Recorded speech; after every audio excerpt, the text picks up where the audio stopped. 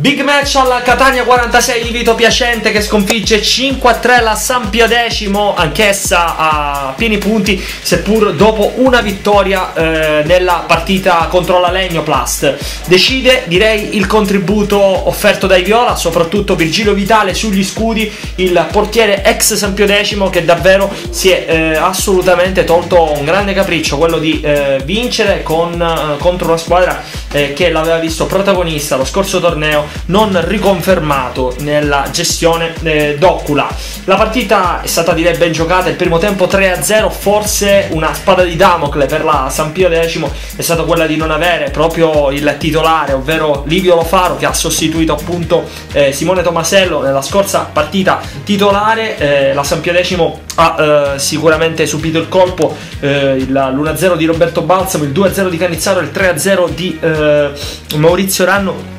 Praticamente 3 gol fotocopia dalla grande distanza, tiri che hanno sorpreso il giovane Juniores. Il gol di Omar D'Occula sembrava riaprire la partita. Nel secondo tempo sicuramente la Sampdoria ci ha messo più grinta. Il 4-1 di Tomaselli riportava più 3 di nuovo la squadra appunto viola, ma i gol di Mauro Patanè e di Davide Vadalà sembravano sicuramente rimettere la Sampdoria nelle condizioni di poter rimontare una partita che sembrava perduta dopo 30 minuti di gioco. Un finale sicuramente anche nervoso, l'espulsione di Nino Mirabito e il gol di Salvo Cannizzaro, sicuramente ancora una volta tra i migliori in assoluto. Ha chiuso di fatti la partita a favore del Catania 46 che può festeggiare il primato assoluto, questi 9 punti in campionato che significano tanto, che possono significare una leadership in attesa poi di un match che sicuramente su tutti determinerà la vittoria del barrage, ovvero al Capriccio Catania 46 quando sarà la quinta di campionato. Ritorna al successo il Game Over con un 4-1 ai danni di Aforis la sua prima partita al torneo CDM. Aforis che era passata in vantaggio con la rete di Rosario Musumeci, ma che ha subito già nella prima frazione di gioco la rimonta firmata Magri, Spata e Sottile. Quest'ultimo direi che è stato sicuramente l'anello in più che era mancato nell'8-0 di giovedì, quando appunto i Game Over venivano travolti dalla capolista Catania 46. Matteo Sottile 2 gol, migliore in campo assieme a Salvo Magri, in una partita che comunque ha visto l'Aforis per lunghi tratti della ripresa nel secondo tempo sicuramente protagonista e padrone anche addirittura del campo, come ha legittimato poi Salvo Magri ai nostri microfoni al termine della partita. Federico Lecci è stato sicuramente anche determinante con alcune parate importanti e particolarmente dimesso anche l'atteggiamento quasi difensivo a protezione del risultato, che può sorridere, direi, per i ragazzi di Mascalucia che salgono a quota 6 punti, ovviamente distanziano la quota sesto posto.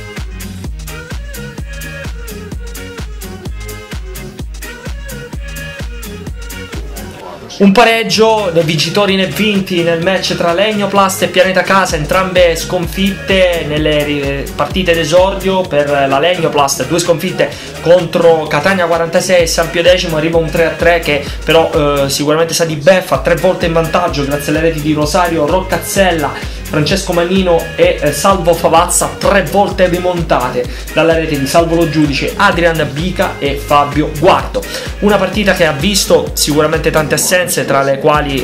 non possiamo sicuramente dimenticare il portiere Agatino Bara, che ancora ne avrà per molte, e Giuseppe Pulvirenti, che ha lasciato spazio per la seconda volta a Ivano Licciardello. Per la Legnoplast da sottolineare la prestazione quantomeno del reparto offensivo, che è stato ottimamente guidato da Francesco Mannino e da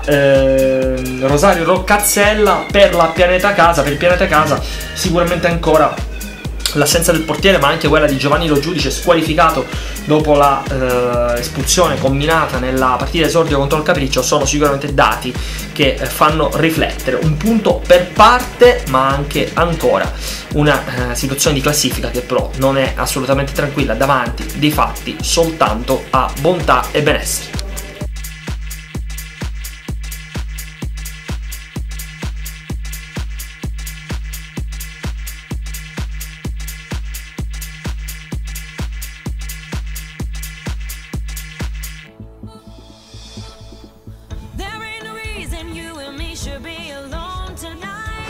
Terza vittoria in campionato per la DFC Ristrutturazioni De Fini, che raccoglie successi, consensi dopo il 9-3 maturato ai danni della Max Team. Numeri sicuramente importanti, 3 vittorie di fila, 13 gol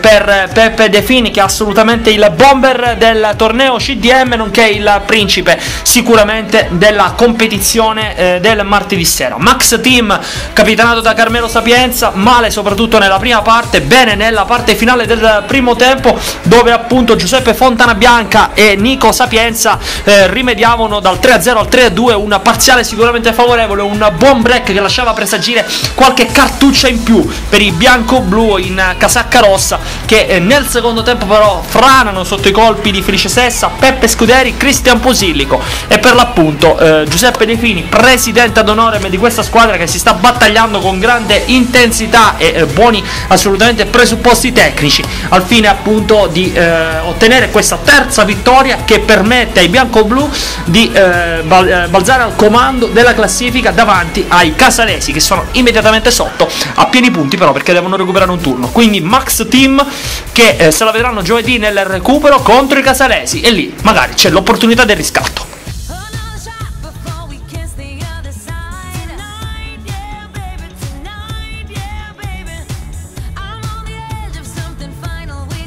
Grandissimo calcio tra i casalesi e Retov, con la vittoria davvero sul fil rouge per la squadra capitanata da Amedeo Ferlito, che ribalta il parziale negli ultimi 5 minuti, nei minuti finali, grazie a un Santos Cavuzzo in versione goleador con doppietta, 3 gol all'esordio, quota 5 gol complessivi. Sicuramente un bomber che potrebbe garantire successi per la squadra in maglia bianca. La Retov assolutamente deve recriminare perché ha giocato una buona partita per lunghi tratti, in vantaggio 3-1 nel primo tempo grazie alle reti di Beniamino Derno, Ferdinando Garrasi e Salvo Consoli. Quest'ultimo sicuramente un giocatore che può garantire qualità e quantità in zona realizzativa. Mancava Salvatore Mori, che si è fatta sentire sicuramente la sua assenza nel cuore del centrocampo, però non sono mancate sicuramente come al solito aggressività, cuore e tanti polmoni per la squadra in maglia viola, che comunque ha battagliato sicuramente e non ha perso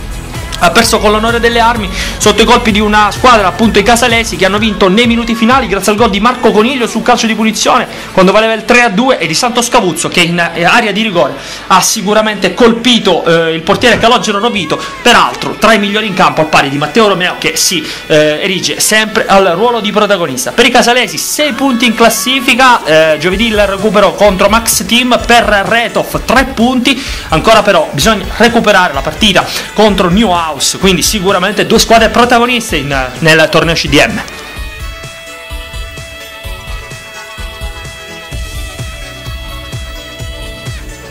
È una macelleria Russo che alle parole sicuramente abbina i fatti, e il successo maturato ai danni della OSC 7-5, il parziale finale, dà una certa, direi assolutamente una certa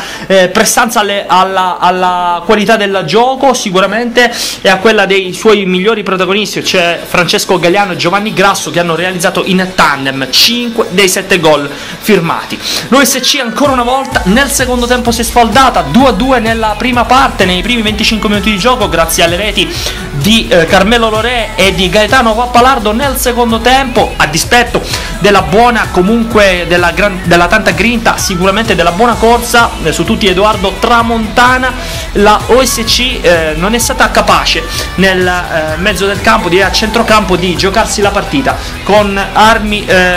pari.